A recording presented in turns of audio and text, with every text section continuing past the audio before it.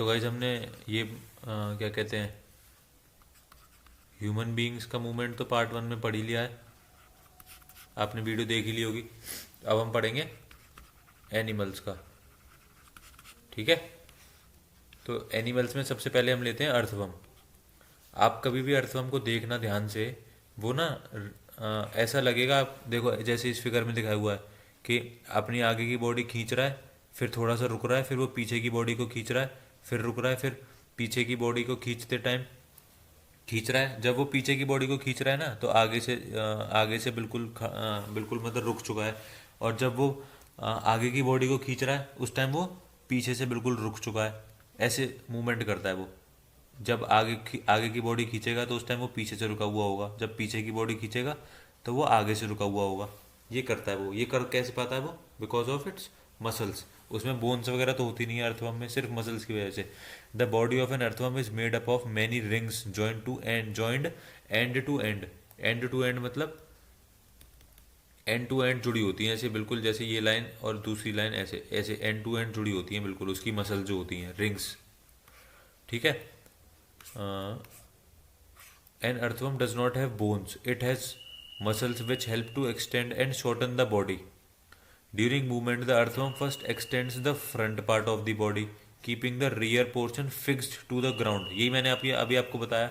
जब वो front part को एक्सटेंड करता है तो अपना रियर पार्ट यानी कि पीछे वाला हिस्सा फिक्स्ड रखता है, फिक्स्ड बिल्कुल, है ना। Then it fixes the front end and releases the rear end. और जब वो अपने पीछे वाले हिस्से को खींचता है तो वो अपने आगे वाले हिस्से को फिक्स कर देता है बिल्कुल। It then shortens the body and pulls the rear end forward. This makes it move forward by a small distance, repeating such muscle expansion and contraction. The earthworm can move through the soil. Its body secretes a slimy substance to help the movement. वो देखना आपको चिपचिपा चिपचिपा सा लगेगा देखने में, तो उसकी बॉडी में से निकलती है वो स्लिमी सब्सटेंस उसकी मूवमेंट को हेल्प करने के लिए, ठीक है। The earthworm actually Yeats it's way through the soil. जहाँ से वो निकल रहा होता है उस रास्ते पे से वो खाता हुआ भी निकलता है, और फिर जो खाता हुआ निकलता है और जो चीज़ उसको डाइजेस्ट नहीं होती हैं, जो उसका वेस्ट हो जाता है यानी अनडाइजेस्टेड पार्ट जो होता है, वो उसको सॉइल में ही छोड़ देता है। इसीलिए हम कहते हैं कि this activity of an earthworm, ऐसी एक्टिविटी अर्थवर्म की ऐसी एक्टिविटी करने की वजह से हमारी जो हमारी जो सॉइल होती है वो यूज़फुल फॉर प्लांट्स हो जाती है, वो और ज़्यादा वो हो जाती है, यूज़फुल हो जाती है प्लांट्स के लिए, ताकि और उसकी वजह से प्लांट्स अच्छे से ग्रो होते हैं, ठीक है। मैन्योर का काम करती है फिर वो सॉइल।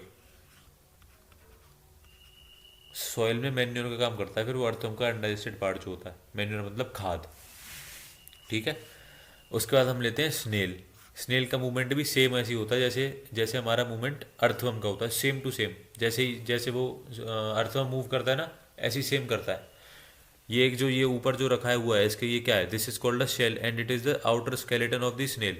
ये एक शेल है, शेल, और इस शेल को हम क्या कहते हैं? Outer skeleton of the snail. But it is not made of bones. ये बोन्स वोन से नहीं बना होता। The shell is a single unit and does not help in moving from place to place. It is the dragged along. ये shell जो होती है इसका कोई काम नहीं होता, ये मतलब ऐसी है बस, ये ऐसा ऐसा ही बना हुआ है, ये ऐसी रखी है ना, ये मूवमेंट में हेल्प करती ना कुछ, ये इसको खींचनी और पड़ती है अपने साथ में। It has to be dragged along, ठीक है। ये कोई हेल्प नहीं करती उसकी, ठीक है। तो a thick structure and the head of a snail may come out of an opening in the shell. इस शेल में अंदर भी चला जाता है कभी कभी ये, और उसके बाद जब इसको सेफ लगता है कि अब मैं ठीक हूँ, मैं सेफ हूँ, तभी अपना मूवमेंट करता है। The thick structure is it's foot and made the strong muscle. Same जैसा हमारा अर्थवर्म मूव करता है ना, सेम हमारा अर्थवर्म जैसे मूव करता है उसी की तरह हमारा स्नेल मूवमेंट करता है। खत्म बात। उसके बाद हमारा cockroach. Cockroaches walk and climb as well as fly in the air. They have 3 pairs of legs. These help in walking. The body is covered with a hard outer skeleton. ये इसका hard outer skeleton होता है, और 3 pair, उसके 3 पैर होते हैं।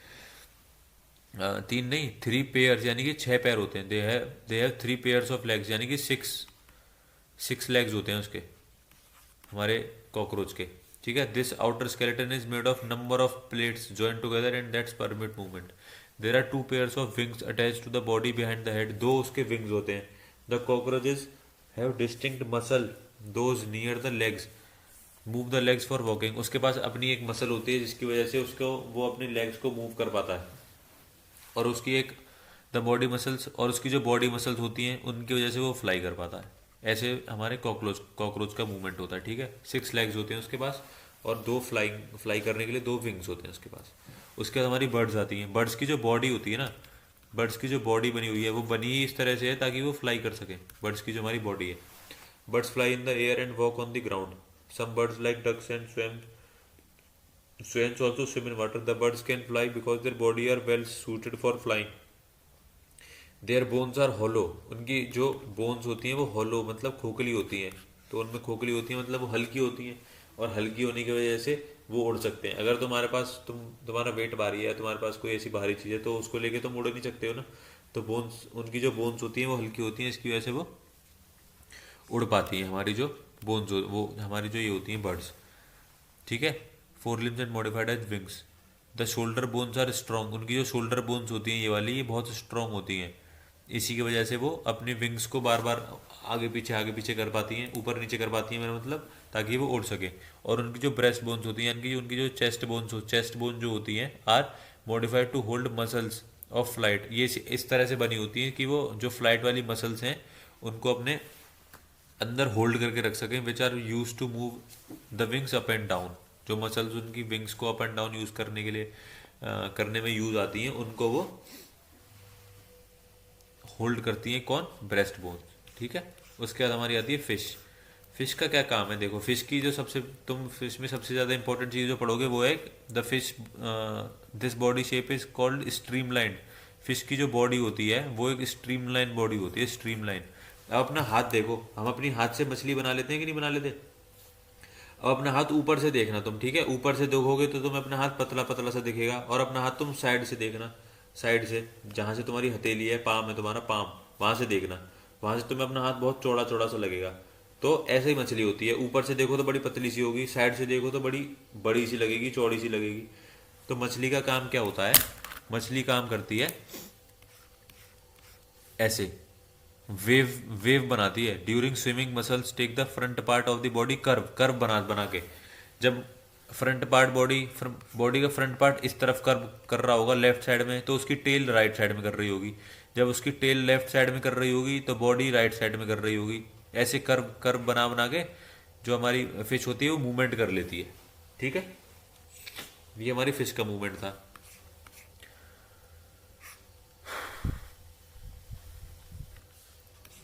उसके बाद आता है हमारा स्नेक। हमारा स्नेक कैसे मूव करता है? Snake have a long backbone, they have many thin muscles, they are connected to each other even though they are far from one another. Muscles interconnect the bone, ribs and skin. Muscles snake क्या होती है? Snake की एक long backbone होती है, long, ठीक है। उसी से उसकी they have many thin muscles, बहुत छोटी छोटी उसकी मसल्स होती हैं। They are connected to each other even though they are far from one another. दे एक दूसरे से दूर हैं फिर भी वो कनेक्टेड रहती हैं। Muscles also interconnect the backbone, ribs and skin. Skin और उसकी बैकबोन और रिब्स से भी उसकी मसल्स जो है वो कनेक्टेड रहती हैं। और जो स्नेक का मूवमेंट होता है वो कैसे होता है? लूप से होता है, लूप बनाता है स्नेक। ये जो बना रखा है ना उसने, इसको हम लूप कहते हैं, loop. The snake body curves into many loops, each loop of the snake give it a forward push by pressing against the ground. ये जो उसका हर लूप बनता है ना, ये हर 3 लूप तो इसने छोटे से स्नेक ने बना रखे हैं। जब बड़ा स्नेक होता है कितने सारे लूप बना लेता है वो, तो वो उन स्नेक वो अपने लूप की वजह से ही जब वो लूप बनाता है तो वो ग्राउंड को पुश करता है, और उस ग्राउंड को पुश करने की वजह से ही वो अपने आपको आगे फॉरवर्ड पुश कर पाता है, आगे चल पाता है। Since it's long body makes many loops and each loop give its the push देती है, हर लूप उसको एक पुश देता है। The snake move forward very fast and not in a straight line. इसीलिए वो लूप बनाने की वजह से ही स्ट्रेट लाइन में सीधा सीधा नहीं चल पाता, ऐसे लूप बना के टेढ़ा टेढ़ा चलता है, ठीक है। ओके, तो ये हमारा चैप्टर खत्म होता है, ठीक है। Yoga for better health. Yoga is an invaluable gift of the ancient Indian tradition. The United Nation declare 21 June as International Day of yoga. Yoga keeps a person healthy, it helps in keeping the backbone erect, backbone को सीधी रखती है। Enabling you to sit straight and not slouch, मतलब ऐसे जब बैठते हैं तो झुक जाते हैं ना नीचे को, उससे बचाएगी हमें योगा करेंगे तो हम, और हमें सीधा बैठना है, में हेल्प करेगी। Many postures in yoga require you to lift your own weight which help in making the bones strong and help ward off osteoporosis. मतलब हमारी बहुत सी योगा की पोजीशंस ऐसी होती हैं जिनमें हम अपने आप को उठाते हैं, तो उससे हमारी बोन्स जो हैं वो स्ट्रांग होती हैं। It also helps in relieving joint pain which is mostly observe in elderly people. बड़े अपने अम्मा बाबा दादा दादी के उसमें देखा हुआ कि उनको जॉइंट में, उनके नी में, उनके घुटनों में दर्द रहता है, तो वो योगा करने से कम हो सकता है या फिर जा भी सकता है। It tunes all muscles in the body and keeps them active. Yoga करने से हमारी बॉडी हमेशा क्या रहती है, एक्टिव रहती है। It keeps the heart healthy and makes it work more efficiently. हमारे हार्ट को भी हेल्दी रखता है और उसको अच्छे से काम करता है, करने पे अच्छे से काम करता है हमारा हार्ट अगर हम योगा करेंगे तो। Certain yoga posture should be performed under the supervision of a train person. सारे योगा खुद नहीं करने चाहिए, कुछ योगा ऐसे भी हैं जो हमें हमारे किसी ट्रेंड पर्सन के सामने करने चाहिए, ठीक है। उसके बाद हमारी क्या आएंगी, हमारी उसके बाद एक्सरसाइज आती है। उसके बाद हम एक्सरसाइज कर लेते हैं, ये सारी चीज़ें हमने पढ़ी ली हैं। उसके बाद हमारी exercise, joint of the bones help in the movement. हमारे मूवमेंट में तो हेल्प करती है जो हमारे जॉइंट होते हैं बोन्स में, ठीक है। A combination of bones and cartilages form the skeleton, ठीक है। The bones at the elbow are joint by hinge joint, ये मैंने बताया था, ठीक है। The contraction of the muscle pulls the bone during the movement, ठीक है।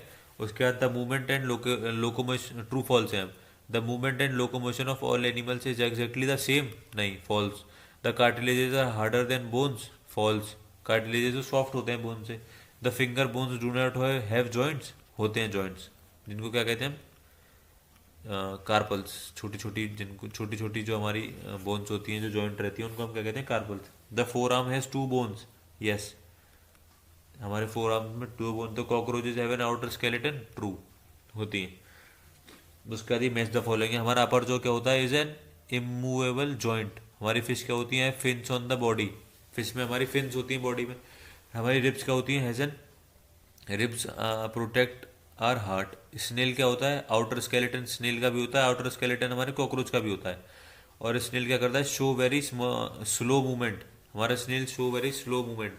हमारे फिश के पास है वह स्ट्रीमलाइन बॉडी भी होती है। हमारा कॉकरोच क्या करता है, can fly in the air, ठीक है। उसके बाद हमारे कुछ क्वेश्चन आंसर्स हैं।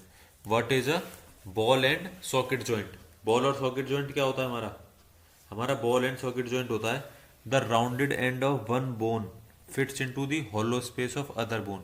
ये तो हमने पढ़ा था कि एक तो हमारी बॉल थी, बाउल, हमारी बाउल थी, बाउल है ना, उसमें क्या होता है, हमारी दूसरी बोन आके कार्टिलेज में फिट हो जाती है। कार्टिलेज होता है, इस कार्टिलेज में हमारी बोन जो है फिट हो जाती है वो आके, उसकी वजह से हमारा किसी भी डायरेक्शन में, इन ऑल डायरेक्शन, हम उस जॉइंट को हम अपने मूव कर सकते हैं। वो कौन सा जॉइंट था हमारा, शोल्डर जॉइंट, या फिर हमारा थाई जॉइंट जो था, ठीक है।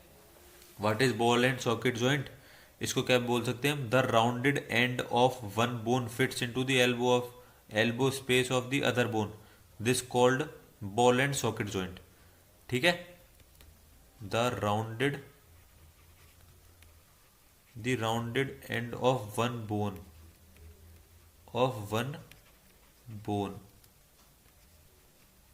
fits into the hollow of other bone. This type of joint is called ball and socket joint, ठीक है। Which of the skull bones are movable? कौन सा स्कल की ऐसी कौन सी बोन थी जो मूवेबल थी, लोअर जॉ, है ना। लोअर जॉ ये है सिर्फ एक ऐसा स्कल का पार्ट जो कि मूव कर सकता है, ठीक है। यहां तक क्लियर हो गया, ये हो गया हमारा पार्ट। हमारा लास्ट क्वेश्चन क्या रह जाता है हमारी एक्सरसाइज का, why can our elbow not move backwards. हमारी एल्बो बैकवर्ड मूव क्यों नहीं कर सकती, बिकॉज हमारी एल्बो में कौन सा जॉइंट है, हिंज जॉइंट, और हिंज जॉइंट सिर्फ क्लोज डोर की तरह क्लोज एंड ओपन होता है बस, ठीक है। क्लोज होगा या ओपन होगा बस, इसीलिए हमारी एल्बो जो है वो बैकवर्ड मूव नहीं कर सकती है। Our elbow can not move backward because the elbow has a hinge joint, that allow the movement only in one direction. ठीक है, हमारी एल्बो में क्या होता है, एक हिंज जॉइंट होता है जो कि हमें सिर्फ वन डायरेक्शन में मूवमेंट अलाउ करता है, इसके अलावा कोई मूवमेंट अलाउ नहीं करता। ठीक है, इसीलिए हमारा एल्बो जो है बैकवर्ड मूव नहीं करती है, because of hinge joint, and hinge joint allow us in the movement in only in one direction. ठीक है भाई, तो हमने आज क्या किया, हमने अपना पूरा चैप्टर पढ़ लिया, और आज हमने अपनी एक्सरसाइज भी कवर कर ली, है ना। हमने अपनी एक्सरसाइजेज भी कवर कर ली सारी, और हमारा चैप्टर भी कंप्लीट हो गया, चैप्टर नंबर 8। ठीक है guys, thank you so much.